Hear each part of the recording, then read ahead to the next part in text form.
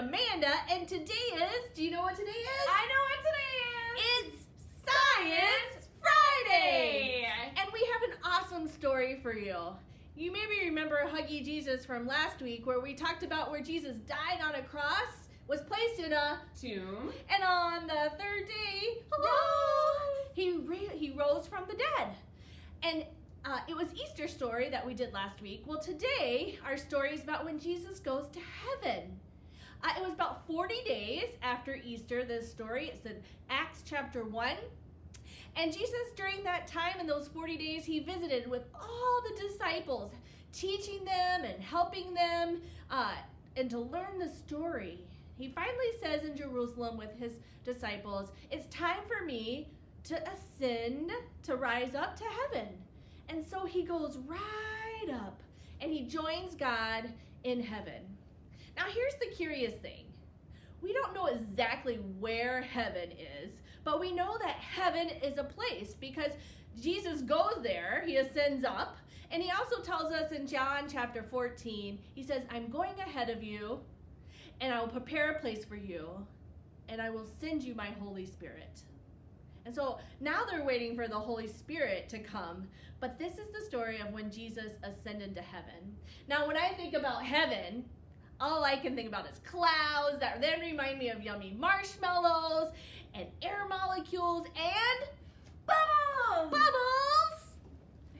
Hey guys, we're going to do a science experiment today about bubbles. We're going to make our own bubble solution with some pretty interesting ingredients. So please come and join me. We are going to need some pancake syrup, some dish soap, and water. That's about it.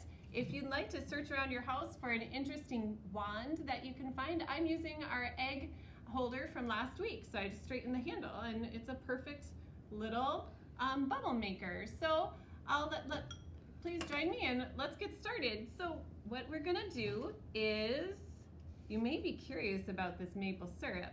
The maple syrup's #1 ingredient is corn syrup, and corn syrup is a simple way of explaining a simple name for glycerin, and glycerin is the fancy ingredient that we usually have in our bubble solution to help form those tight bubbles and keep everything together. Now our dish soap is going to go in, and that is going to help with the bubbles. So what we are going to need to do is stir that up for about 45 seconds. Really, you want to make sure that everything gets well combined. I did that already, and we've got our solution here. All right, and we're going to use our egg holder here. And when we combine those items, we create this really great, and it smells good too, bubble solution. So let's see if it works. All right. Wow. I know, it smells good, and this is actually works really good. So I hope you guys have fun with this experiment today, and I think it's a lot of fun. It smells good, it looks kind of different. So have fun with that. When you think about these bubbles, think about that rising up and air molecule, that air being trapped in that solution. It's pretty cool. Let's join me here as we walk over to our prayer garden.